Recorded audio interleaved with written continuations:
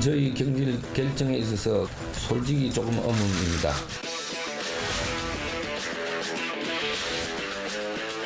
협회가 책임을 안 지려는 것밖에 더 되겠어요. 2018 아시안게임 남자 축구 경기. 40년 만에 사상 첫 원정 우승의 역사를 쓴 대한민국. 선수들의 투혼으로 일본과 연장 접전 끝에 이뤄낸 성과였습니다.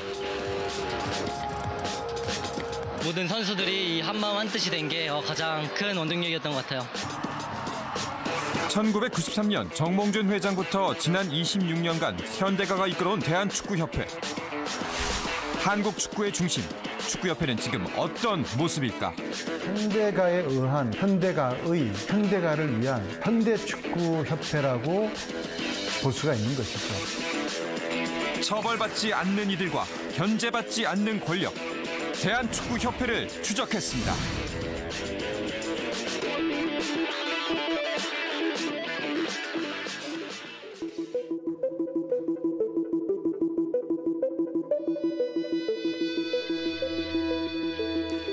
지난주 토요일 둥근 공 하나가 온 국민을 울고 웃게 만들었습니다. 아시안게임 축구 2연패를 거머쥔 23세 이하 대표팀. 연장전까지 이어진 치열한 승부 끝에 2골을 따낸 선수들의 투혼은 박수를 받아 마땅했습니다. 선수 선발 과정부터 불거졌던 인맥 축구 논란도 언제 그랬냐는 듯 잠잠해졌습니다. 그런데 과연 끝이 좋으면 다 좋은 걸까요? 매번 국제대회를 치를 때면 어김없이 따라붙는 논란이 있습니다. 바로 선수들의 경기력 향상과 축구 행정을 책임지는 대한축구협회에 대한 것입니다. 축구협회에서는 대체 무슨 일이 벌어지고 있는 걸까요? 4년마다 열리는 가장 큰 축구 축제. 지난 6월 2018 러시아 월드컵에서 이변의 주인공은 단연 대한민국이었습니다.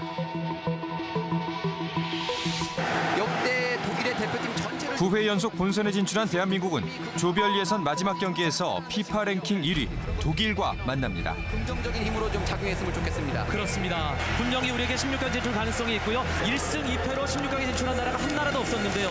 바로 그 나라가 대한민국이 되길 바랍니다. 가장 기대했던 장면이 지금 바로 여기서 한국은 이미 조별리그 2패를 기록하고 16강 자력 진출이 불가능한 상황. 독일 역시 1승 1패로 많은 득점이 필요했습니다. 0대 0으로 양측 모두 득점 없이 끝난 전반전.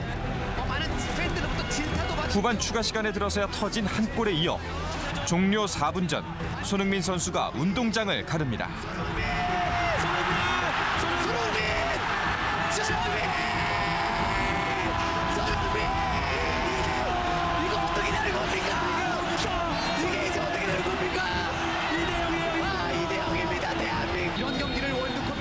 비록 승점에서 밀려 16강 진출엔 실패했지만 선수들의 투혼이 그 어느 때보다 빛난 경기였습니다. 세계 최강을 집어삼켰습니다. 지금까지 우리 축구 팬들이 보고 싶었던 것이 바로 이거거든요. 그렇습니다. 원하는 결과를 못 가져왔고 많은 국민들이 기대하신 거에 저희가 많이 부족했던 거 압니다. 하지만 밤마다 또는 새벽마다 저희를 이렇게 응원해 주신 많은 팬분들 덕분에 저희가 마지막 경기에서 이렇게 잘할 수 있었던 것 같고. 이틀 뒤 인천국제공항에서는 국가대표팀의 환영 행사가 열렸습니다.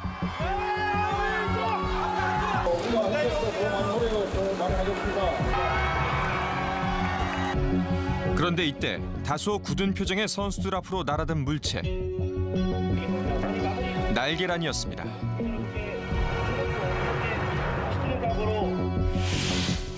청와대 국민청원 사이트에는 대한축구협회를 해체해달라는 글이 올라왔습니다. 감독 선임과 선수 선발 과정 등의 적폐를 청산해달라는 것.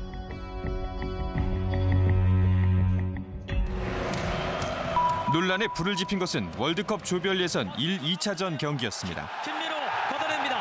태클을 하고 공의 방향은 볼까요? 네, 볼을 터치하지 않았어요. 아하. 네, 페널티킥이 맞습니다. 핸들이네요.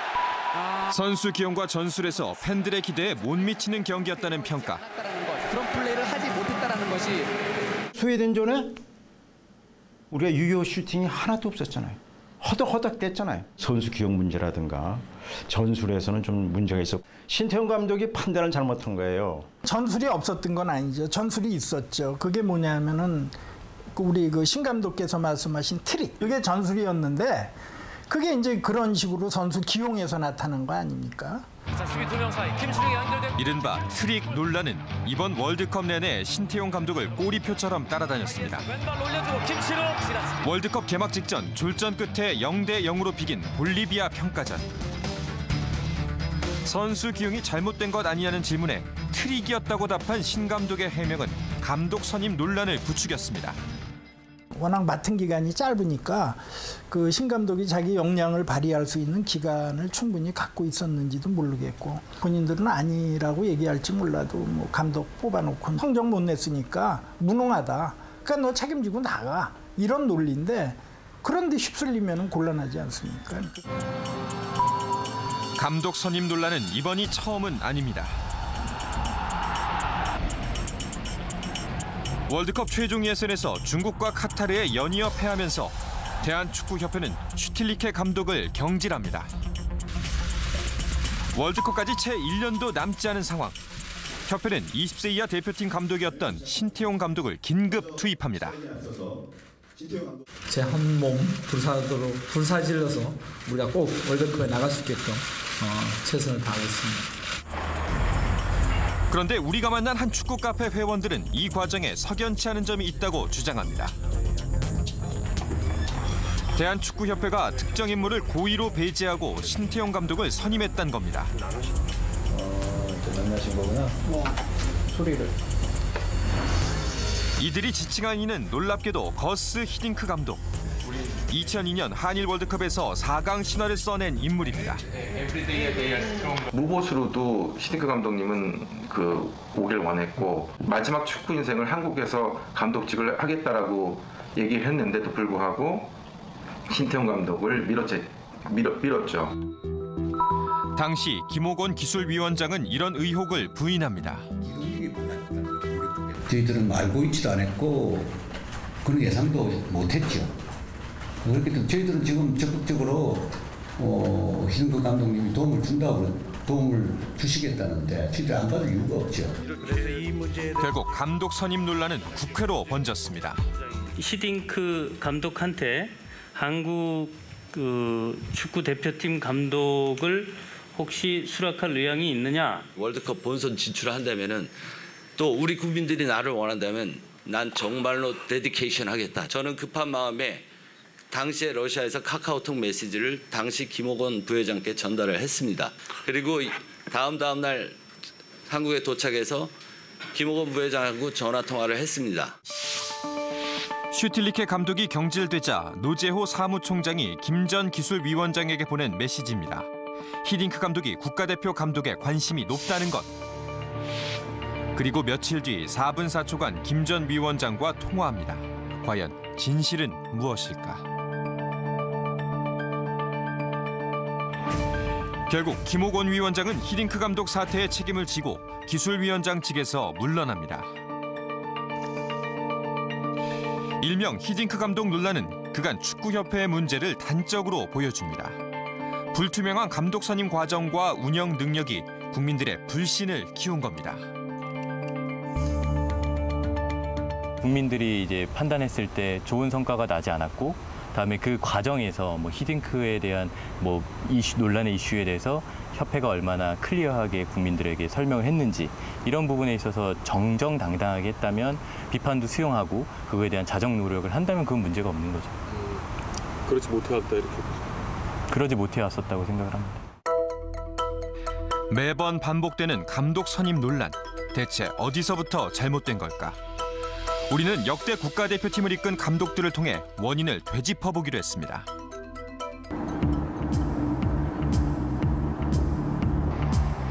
처음 찾아간 이는 1994년 미국 월드컵 국가대표팀 감독이었던 김호 감독.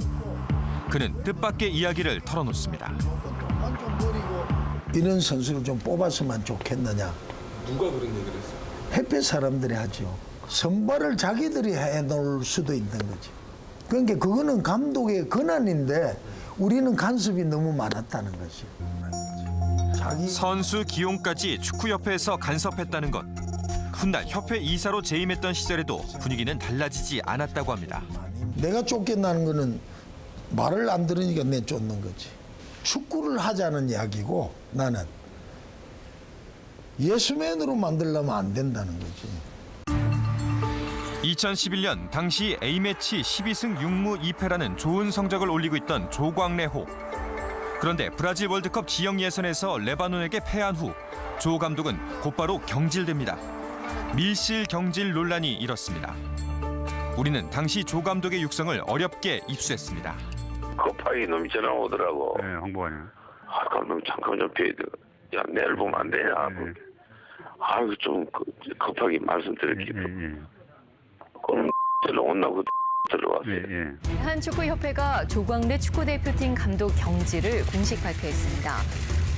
개수위원회 해거든. 네가 결정한 거냐 이거. 아이 감독님 잘 아시잖아요. 부회장단하고 이렇게 했다는 거지. 그러다니 뭐 네가 신분 네가 뭐 그냥 신분을 모은 것밖에 되느냐. 경질 발표 당일 조 감독에게 직접 내막을 들었다는 신문선 교수. 그는 협회 내 파벌 때문에 조 감독이 경질됐다고 주장합니다.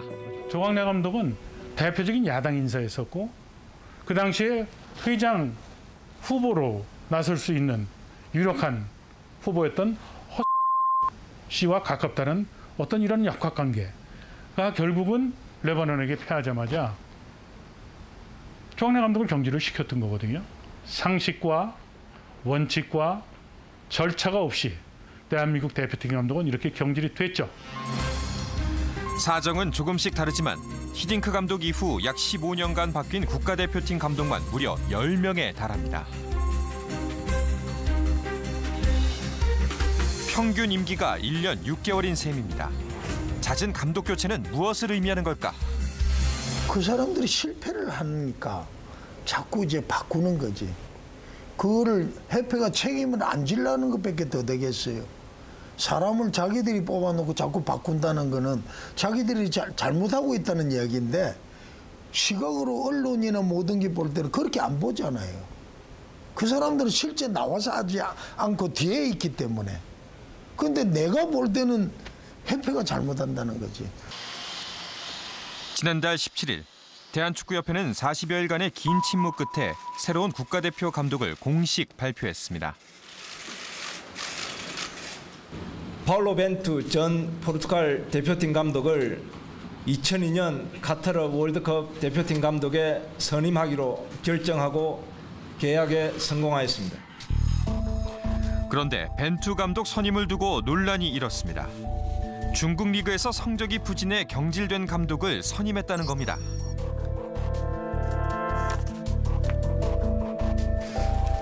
대한축구협회의 감독 선임 능력에 또다시 의문이 제기됐습니다. 우선 협상 대상자들의 정말 급하게 선임한 것이 아닌가라는 의구심이 들어서 아시아 축구에 대한 이해도가 전무하다고 볼 수밖에 없는데 또 한국에 있는 우리는 그간 대한축구협회가 어떤 기준으로 감독을 선임해왔는지 묻고 싶었습니다. 그런데 뒤쪽에 손 들어주신 분은 KBS 출연주신분에서 오셨나요? 네, 맞습니다. 예, 오늘 여기 기자회견 자리는 저희 출입 기자들이 주관되는 자리이기 때문에 죄송하지만 질문은 제가 안 받도록 하겠습니다. 죄송한데 출입을 하지 않아요. 그 앞에 KBS 박주미 기자 먼저 질문 받고요. 그리고 나머지 분은 다음 주 월요일 날. 김판곤 위원장은 관계자들에게 둘러싸인 채 기자회견장을 빠져나갔습니다.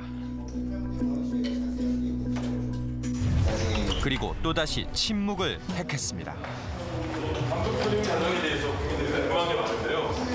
밀실 속에서 그냥 이루어졌다는 얘기도 있고 투명하게 공개를 해야 되는 게 국민들의 많은 바람인 것 같은데요. 서면으로 다 답변 드리니까 어떻게 좀 보십니까, 위원장님? 그거 따라다. 위원장님 한 말씀 해주고 가시죠. 위원장님.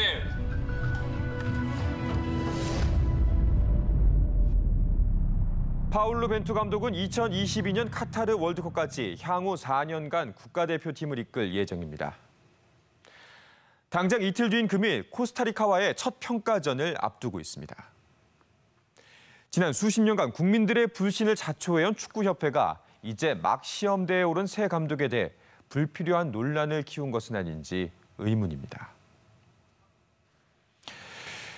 협회에 대한 비난이 거세질 때면 의례 감독 경질이나 교체로 사태를 덮기에 급급했던 축구협회.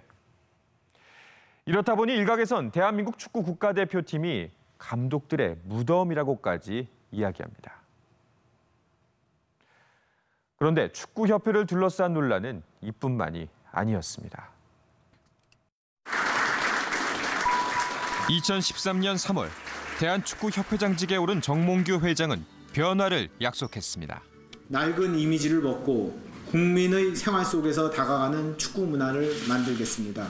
더 투명하고 더 개방적이며 더 변화하는 대한축구협회와 함께 할 것입니다.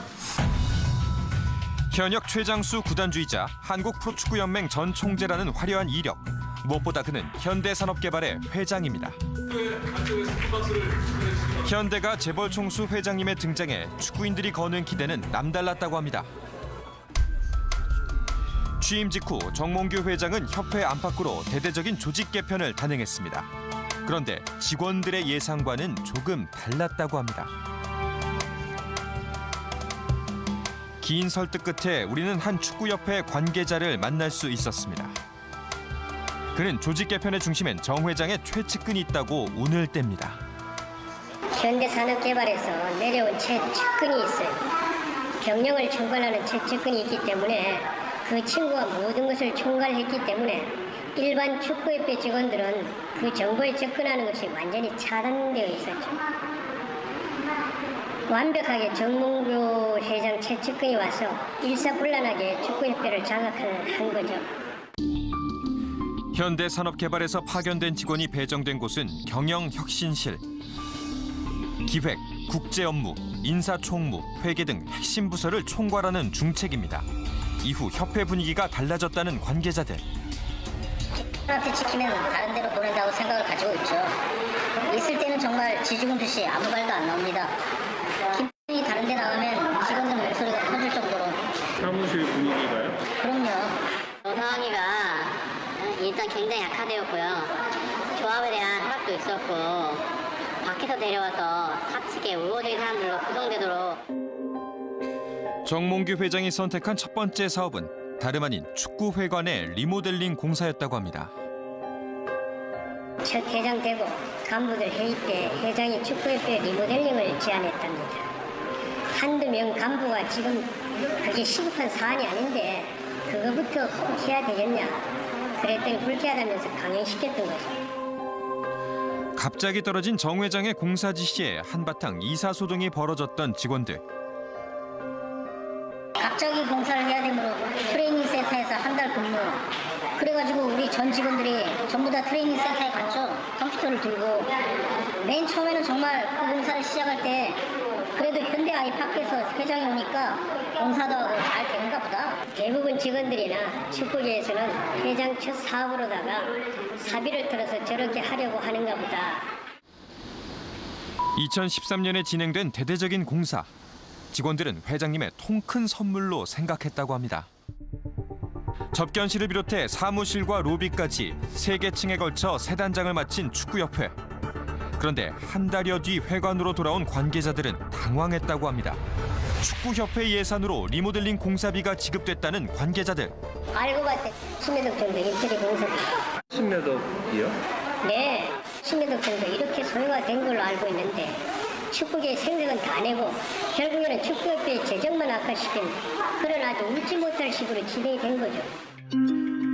직원들이 회장님의 선물로 오해한다는 그럴 만한 이유가 있었다고 합니다. 아이파크 임직원들이 와서 인사를 버젓이 했고 명함도 막 사람들은 돌리고 했었어요. 어느 날 갑자기 아이파크 설계단이 와가지고 막 이렇게 주더라고. 업체는 어떤 업체인가요? 정확하게 현대산업개발 계열사라고 들었습니다. 협회 예산으로 공사를 진행한 곳이 다름 아닌 정몽규 회장과 관련된 회사라는 것. 이는 과연 사실일까? 작년 초부터 현대산업개발은 총수 일가의 일감을 몰아줬다는 의혹에 휩싸였습니다. 당시 특수관계로 지목된 곳은 한 인테리어 업체.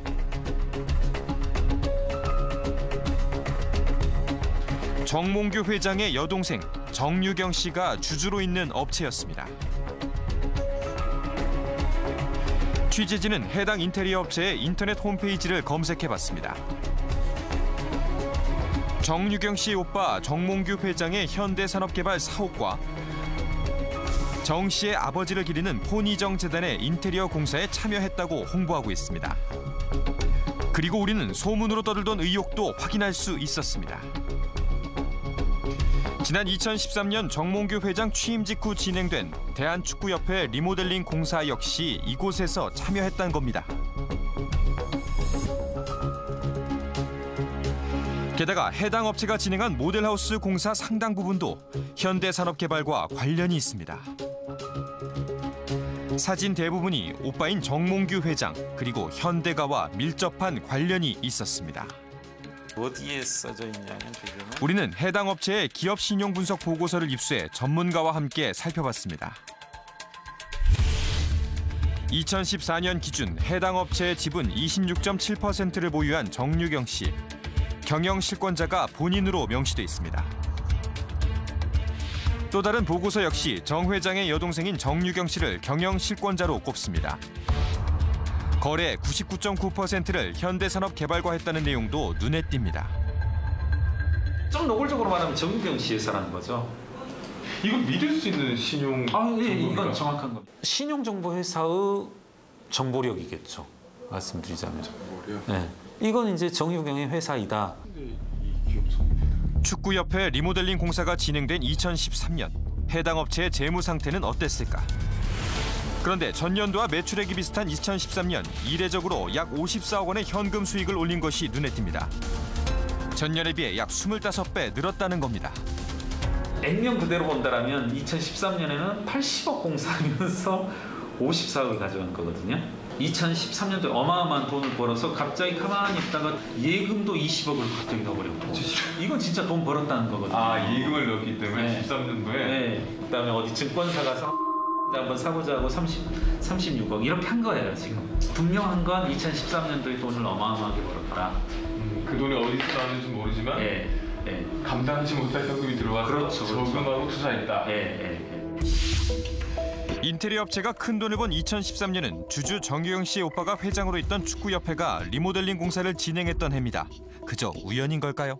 통상 잔고가 2억 5천이었던 회사가 50억을 벌었다 하면 이건 이제 대박 터졌다고 해야죠. 보통 대박이 아닌 거죠. 상당한 특혜성 공사를 받아서 50억을 땡길 수 있었다. 이렇게 보는 게 이제 드라이한 진실인 거죠.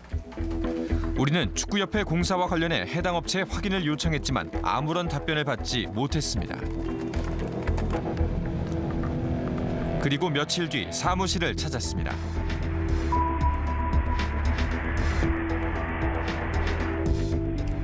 그런데 평일 오후에도 사무실 문이 굳게 잠겨 있습니다. 한참을 기다렸지만 직원들은 나타나지 않았습니다. 정기적으로 사무실을 출입하는 배달업체에 직원들의 행방을 물었습니다. 2시간부터는 오늘은 근데 왜 안 나오셨대요, 사람들? 아니요, 나오셨어요, 거기요. 뭐 8시 오늘 저 들어갈 때 두 분 저기 사람 봤는데. 오전에 출근한 직원들은 대체 어디로 사라진 걸까?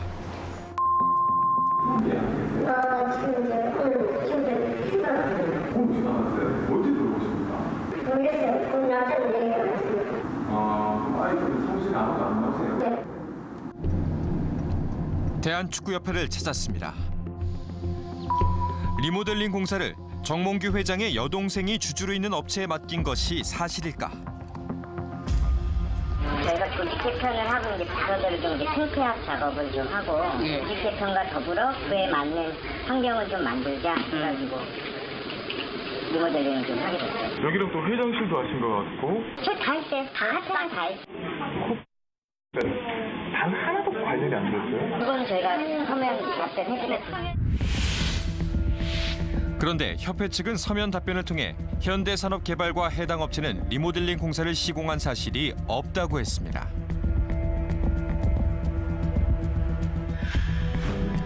그렇다면 인테리어 업체의 홍보 사진은 어떻게 된 걸까? 지난 17일 우리는 협회 측에 해당 업체의 홍보 사실을 알리고 다시 취재를 요청했습니다. 그런데 그날 저녁. 안 됐어, 어르지가. 그렇죠. 저는 컴퓨터 되게 잘했네. 근데 추대표 이대로 있어. 있어요? 있지. 없어요. 그러니까 아예 홈에만.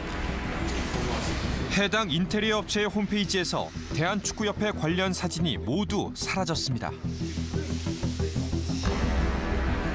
현대산업개발과 관련된 사진이 있던 곳 역시 텅 비어 있습니다.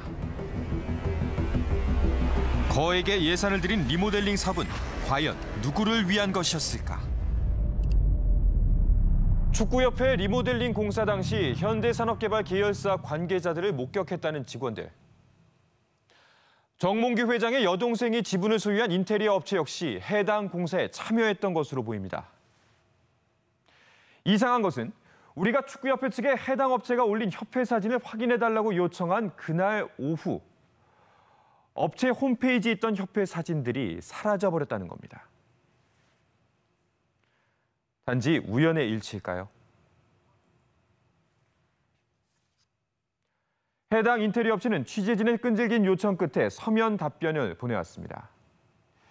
축구협회의 공사를 맡은 원청 업체로부터 하청을 받아 일부 작업에 참가했다는 겁니다. 또 정유경 씨의 현재 지분은 10% 중반대로 줄어들었다고도 덧붙였습니다. 애초 해당 업체가 공사에 관여한 적이 없다고 밝혔던 축구협회 측은 우리가 확인한 내용에 대한 추가 질문에는 끝까지 답변을 거부했습니다. 사실 재벌가의 일감 몰아주기가 논란이 된 것은 어제 오늘 일이 아닙니다. 때문에 정부에선 총수 일가가 일정 지분을 소유한 회사의 경우 정상보다 유리한 조건으로 계열사와 거래하는 것을 금지하고 있습니다. 하지만 축구협회의 경우 총수 일가가 지분을 가진 것도 아니고 자회사도 계열사도 아니다 보니 애초 법적으로 규제할 방법조차 없는 것이 현실입니다. 그런데 의혹은 이뿐만이 아니었습니다.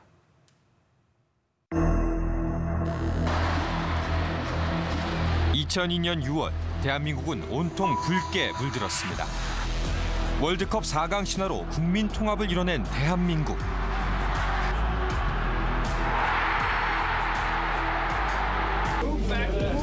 그로부터 6년 전 당시 정몽준 축구협회 회장은 2002년 한일 월드컵 공동 개최라는 대업을 달성했습니다.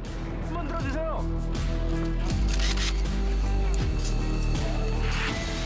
아시아인들과 나아가서 전 세계인들은 21세기에 처음에 열리는 월드컵이 한국과 일본에서 열리게 될 것이라는 것을 다 함께 기뻐할 것이라고 생각이 됩니다. 막대한 경제적 파급 효과가 예상되는 월드컵 개최 확정 소식. 당시 국내 스포츠 마케팅 대행사들은 큰 기대감에 술렁였다고 합니다. 축구협회가 어차피 자기들 중계권이나 이런 걸 받아야 되는데 그런 회사가 하나 있었으면 좋겠다는 생각을 갖고 있던 상황이었고, 선수가 뛰는 경기를 전제로 콘텐츠한 상품을 가지고 광고나 후원 등을 통해서 기업의 판촉 역할을 하는 거고요. 한번 후원 계약 체결하면 보통 월드컵 기준으로 4년 단위로 돌아가요. 이 영업권이 상당 이권이 될 수 있습니다. 2000년 한 스포츠 마케팅 대행사를 선정한 대한축구협회.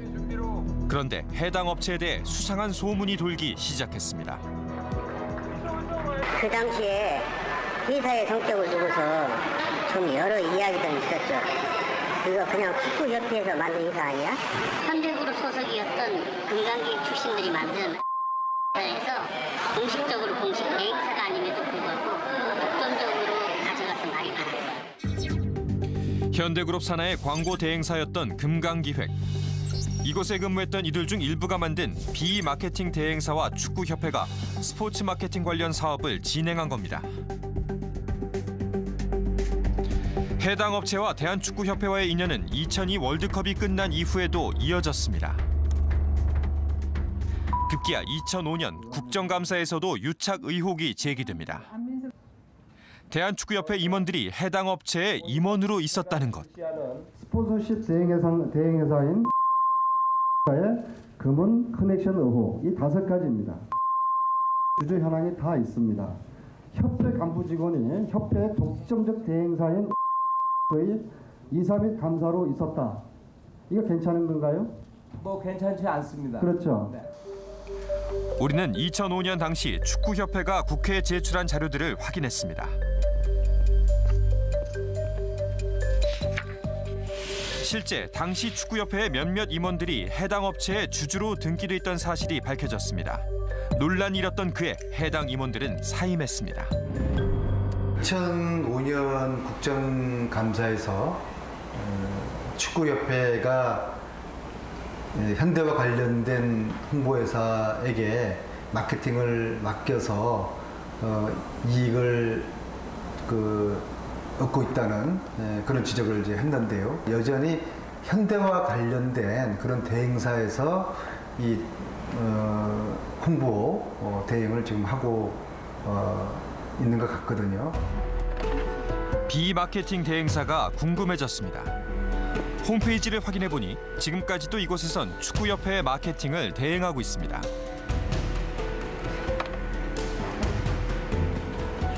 우리는 해당 기업의 소유주를 확인했습니다. 자사를 제외하고 가장 많은 지분을 보유한 곳은 C광고 대행사.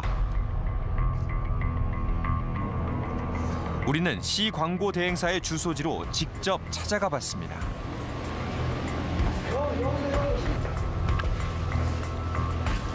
그런데 해당 주소지에는 전혀 다른 회사가 있습니다.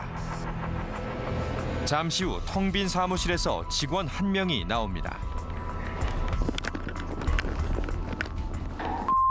사무실도 여기예요? 네, 제가 꽃다리 사업자로 그 회장도 하시는데 선생님도 만나실 수 있어요? 휴가 약속. 우리는 해당 회사들에 근무했던 직원들을 다방면으로 수소문했습니다. 사람은 별로 없고 시점만 왔다 갔다 해요. 거죠.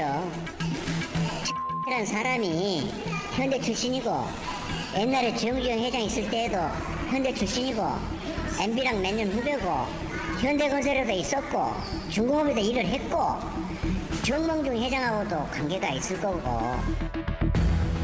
C광고 대행사의 실질적 소유자는 금강기획의 대표였던 최모 씨. 최 씨는 현대그룹에 입사해 현대중공업, 현대건설까지 요직을 두루 거친 이른바 현대맨입니다. 우리는 최 대표를 수소문했습니다. 선생님 안녕하세요. 저 말씀 좀 드리겠는데 여기 5층에 여기 있잖아요. 네. 그거 영업 안 해요 이제? 저희 좀 사장님 좀 만나려고 하는데.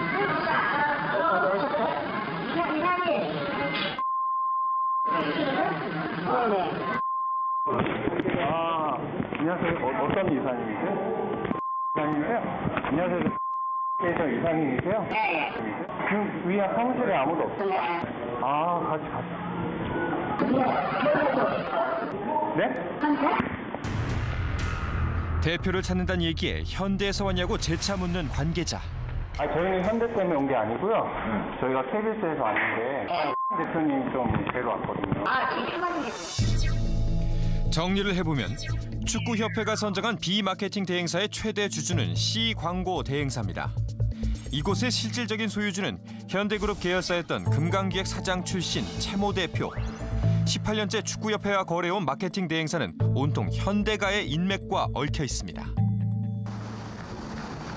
해당 마케팅 대행사와 현대가는 대체 어떤 관계가 있는 걸까? 우리는 업체를 찾아 확인해보기로 했습니다.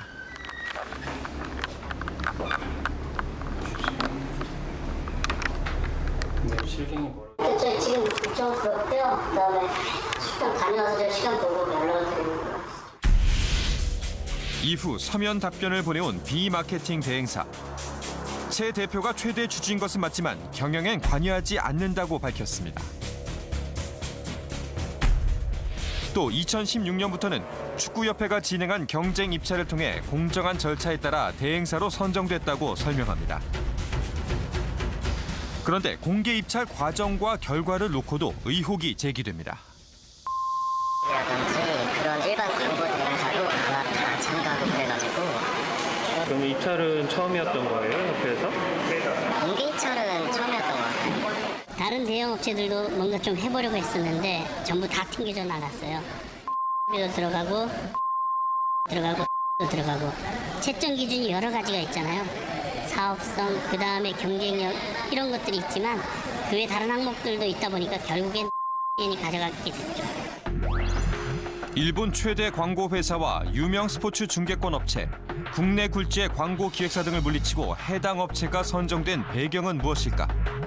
입찰에 참여한 한 관계자는 뜻밖의 이야기를 합니다. 같이 학생에서 현대자동차에서 만든 광고 대행사다. 그러면 축구는 에서 하고 있다고 보는 거예요? 그렇습니다.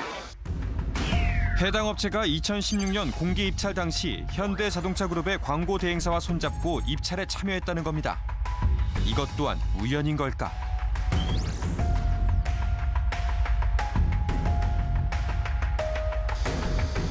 입찰에 참여한 또 다른 업체 관계자. 그때 저희도 입찰 금액을 되게 세게 냈어요. 금액을 아마 가 쓴 것에 한 3-4배 썼을 거예요. 저희가 그럴 때는 입찰금 많이 내는 사람이 우선순위 받거든요. 원래 입찰 대상자들한테는 이러이러한 사유 때문에 이렇게 된다, 이렇게 해야 한다 그랬는데 저희한테도 두리뭉실하게 얘기했고 돈 많이 쓴 회사가 된 게 아니라 협회를 잘 알고 축구에 대해서 잘 아는 대행사가 선정됐다라고 했죠. 그거는 이미 예정돼 있었던 거예요. 왜냐하면 다 현대가잖아요. 우리는 축구협회에 공개 입찰 과정이 공정했는지 사실 확인을 요청했습니다. 공개 입찰에 참여한 업체 명단과 이들이 제시한 사업계획서 공개를 요청한 취재진. 그러나 대한축구협회는 2차 서면 답변을 통해 검토 결과 인터뷰를 정중히 사양한다며 거절했습니다. 그 정황들을 보면은 이렇게 전형적인 재벌 대기업들이 일감 몰아주기 하는 수법인 거죠. 계열사하고 하거나 또는 총수 친인척들이 설립한 회사 또는 가신들이 만든 회사들하고 합니다. 근데 이제 여기는 이제 가신이 만든 회사에 해당을 하는데, 근데 이제 가신들이 만든 회사하고 일감 몰아주기를 하게 되면 사실 일감 몰아주기 법 규정에는 빠져버려요. 특수관계인이 아니라서. 그런 의미에서 어떻게 보면은 협회를 통한 일감 몰아주기는 법망을 다 피한 사각지대에 정말 있는 일감 몰아주기라고 할 수가 있겠죠. 대한축구협회는 사단법인입니다. 국민체육공단에서 지원하는 공적 기금 등이 일부 투입되긴 하지만 대부분 스폰서가 지원하는 예산으로 운영되고 있습니다. 때문에 축구협회의 운영 방식에 대해 외부에서 의혹을 제기하더라도 그 내용을 샅샅이 공개할 의무는 없습니다. 사실상 그 누구도 확인할 방법조차 없다는 겁니다. 하지만 국민의 사랑이 없다면 수백억 원에 달하는 스폰서 후원이나 기업 광고가 뒤따를 수 있었을까요?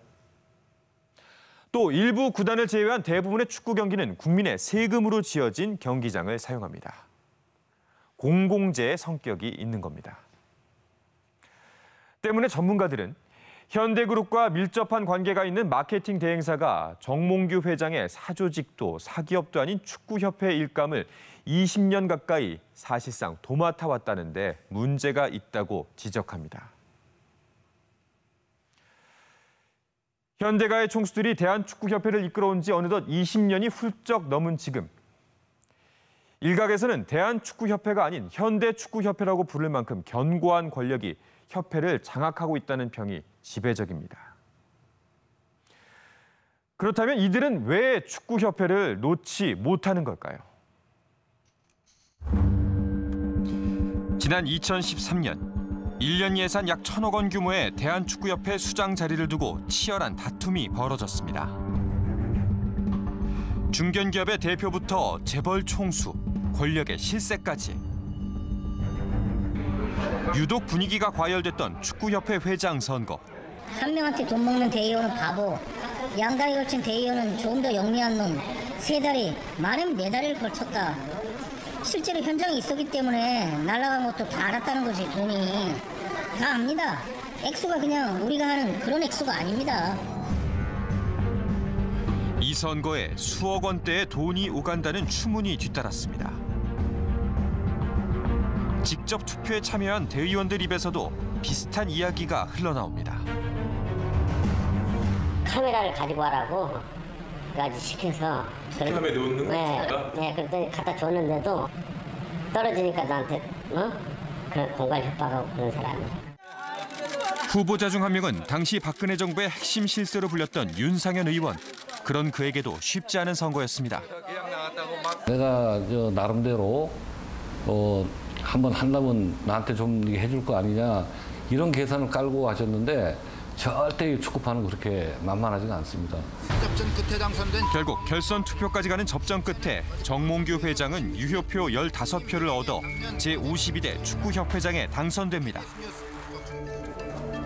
혼탁한 선거를 막기 위해 대한체육회의 권고로 대의원 수를 106명으로 늘렸던 지난 2016년. 106명 중 투표자 수 98명입니다. 이 중 찬성 98표, 만장일치로 단독 후보로 출마한 정몽규 회장은 연임에 성공합니다.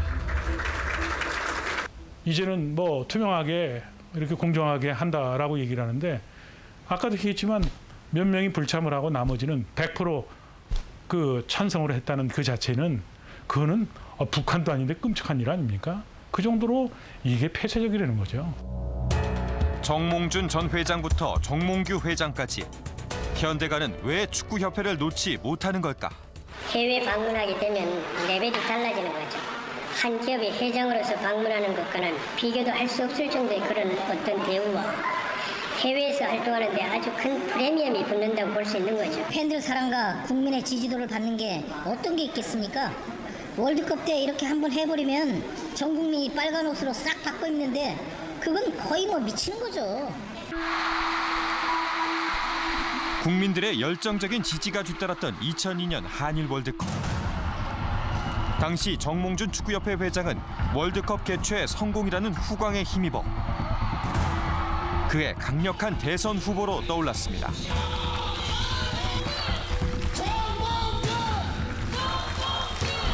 현대가 축구협회장을 지난 30년 가까이 함으로써 얻은 현대의 이익하고 현대로 인한 성과물하고 비교를 해봤을 때 현대가 훨씬 많은 이익을 봤다고 저는 보는 것이죠. 그렇기 때문에 현대가는 축구협회를 지금까지 그리고 앞으로도 계속적으로 장악하려고 하는 것이죠. 감사하겠습니다. 2016년 연임에 성공한 정몽규 회장은 지난해 임시 대의원 총회를 열고 대한축구협회 정관 개정을 의결합니다. 피파, 즉 국제축구연맹의 잣대를 적용하겠다는 겁니다.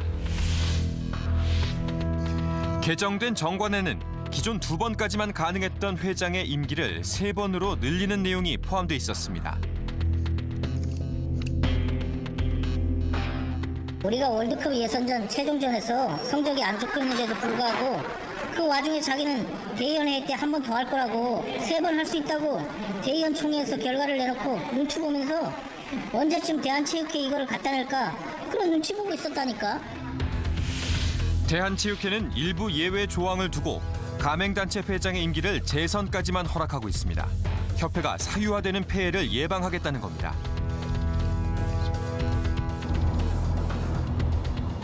우리는 논의에 참여한 대의원 중 한 명을 만났습니다. 원래 재선까지밖에 안 되는데 3선대기 대의원 회의에서는 어느 정도 의사를 모았다 이런 얘기하는데 그건 맞습니까? 그건 상관이 없는 거죠. 3선을 하셔도 아까 얘기대로 정말 처음 하시고 잘 모르시는 분보다 축구에 대해서 그래도 이 경험과 행정 모든 거를 이렇게 이제 하시다 보면 진짜 열정을 가지고 또 하나하나 챙겨가면서 그런 분은 없다고 생각해요. 정말 누구도 못한다고 생각해요. 그런데 그는 현대 측과 사업적으로 밀접한 관계가 있는 인물입니다. 네. 최강에 납품을 했었는데 현대제철에서 인수를 하면서 이제 자동으로 납품을 하게 된 거예요. 못지않게 현대제철. 그렇죠. 예. 저는 그냥 현대 무너지면서 현대 납품을 할 텐데 그건 아무 관련이 없습니다. 지난 20여 년간 현대가가 이끌어온 대한축구협회. 우리는 정몽중 전 회장 시절부터 정몽규 회장까지 역대 임원들이 현대가와 어떤 관계가 있는지 전수조사했습니다. 그 결과 놀랍게도 협회 임원 191명 중 53명이 현대그룹과 현대축구단 등 현대가에서 일한 적이 있었습니다. 4명 중 1명꼴입니다. 정몽준 회장이 했고 그다음에 정몽규 회장이 하고 있잖아요. 한번 따져보세요. 3, 4, 5, 6, 7, 8, 9, 7년을 7번을 했다고. 그럼 한 해에 4년씩 걸리잖아요. 그죠? 20몇 년을 지금 한 거라고. 했는데 그분들이 그 축구협회 사람들을 다 지고 그렇게 만들어져 있으니까 우리가 뭘 할 수 있는 게 아무것도 없대도. 할 수 있는 게 아무것도 없어요. 그렇다면 축구협회는 축구 발전을 위해 어떤 역할을 하고 있을까? 지난달 10일 경남 합천에서 열린 고교축구 연맹전. 사실상 대학 입시가 걸린 시합이다 보니 출전 선수들은 대부분 고3 학생들뿐입니다.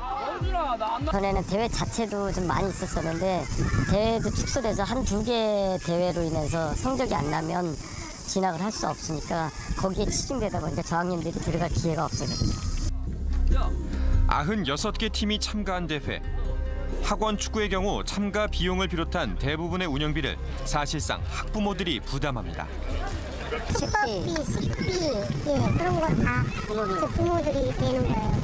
하루에 이제 얼마 해서 보통 이제 80에서 120 정도 됐죠. 학교에서 뭐 감독 월급도 나오고 있지. 코치 월급을 안 나와요. 선수들이 보통은 벌잖아요. 뭐 한 달에 고등학교 70만 원 내고 어디니까. 그래서 월급 나와요. 축구협회의 지원은 터무니없이 부족한 상황 때문에 재정은 늘 궁핍하다고 합니다. 협회에서 유소년 발전에 대해서 지원해 주는 건 하나도 없다고 봐요. 정몽규 회장이 대표팀에만 신경을 쓰고 그 국민 그 팬들이나 국민 여론에 이제 그 신경을 썼지 유소년에 대해서는 우리가 볼 때는 크게 신경을 쓰지 않았다는 얘기죠. 사실 뿌리 없는 나무가 없잖아요. 유소년을 키워야 되는데 장기적인 안목에서 거기에 대한 대안도 나와야 되는데 여기에 대해서는 무관심했단 말이죠. 오로지 대표팀만 가지고 했단 말이에요.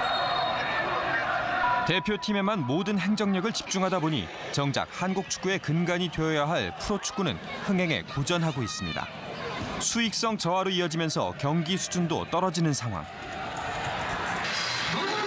독일 감독 출신으로 지난 6월부터 K리그에서 활동 중인 연 안데르센 감독. 그에게 한국 축구의 가장 큰 문제점이 무엇이라고 생각하는지 물었습니다. They have so many good players, young players. They will always come again. They don't have enough good coaches. They don't have enough good player, and we are testing university player every week, but they are not good enough for the K-League. Still not good enough for the K-League. We need more quality player for our young quality player for our team for the future. So that is the first thing I think Korean football have to change. 유망주를 육성하는 장기적인 계획과 투자가 부족한 가운데 협회 내 충격적인 사건이 발생했습니다. 조중현 전 대한축구협회장과 전임 임직원들이 협회 공금을 업무 외로 쓴 혐의로 경찰에 입건됐습니다. 이에 대해 조 전 회장은 지난해 9월 경찰은 조중현 전 회장을 포함한 축구협회 임직원 12명을 업무상 배임 혐의로 불구속 입건했습니다. 회장이 찾았습니다. 2012년 말까지 당시 문체부가 수사를 의뢰한 비리 내용입니다. 단란 주점과 안마 시술소 등에서 법인 카드를 사용한 임직원들.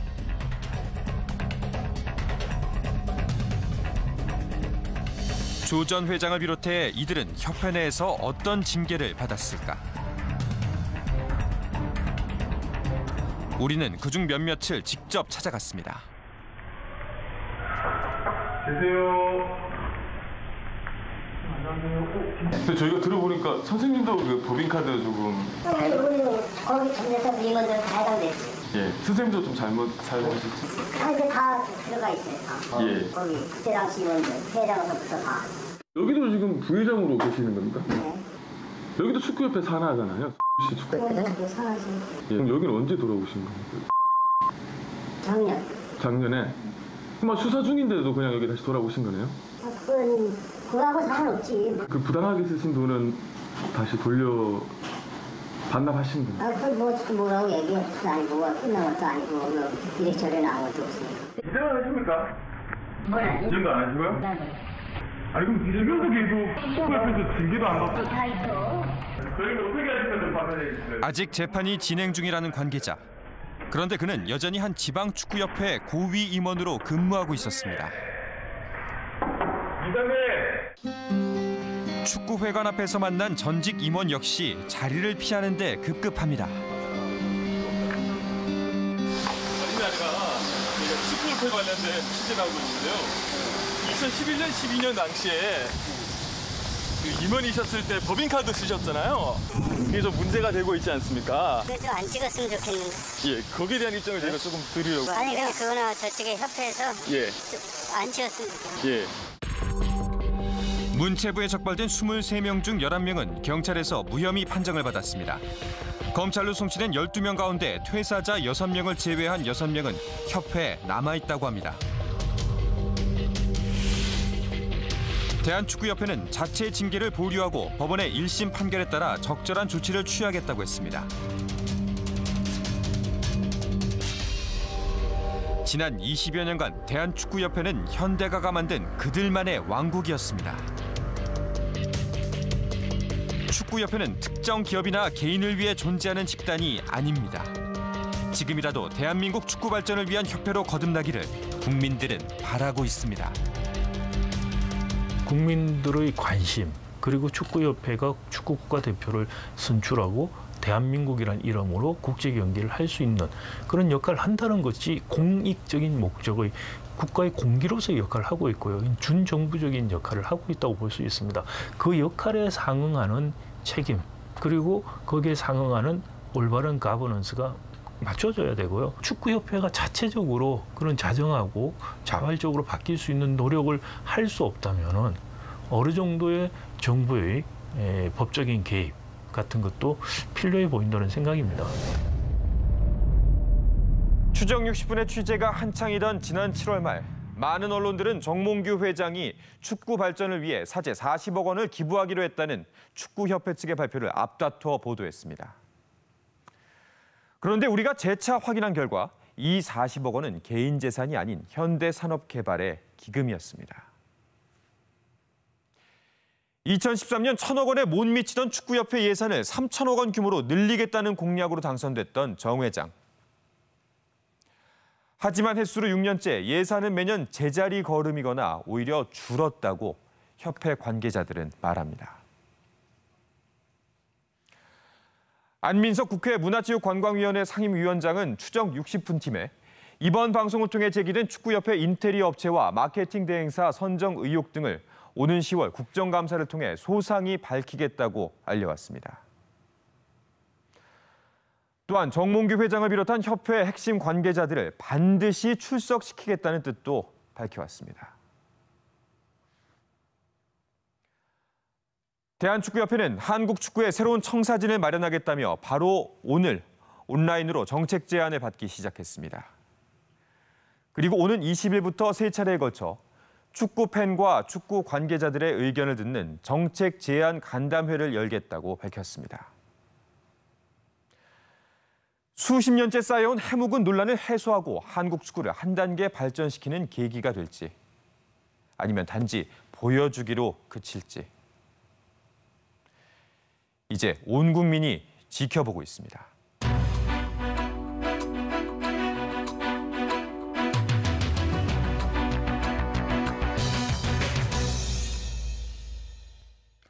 방송 8시간 전 A 인테리어 업체가 다음과 같이 추가 답변을 보내와 알려드립니다.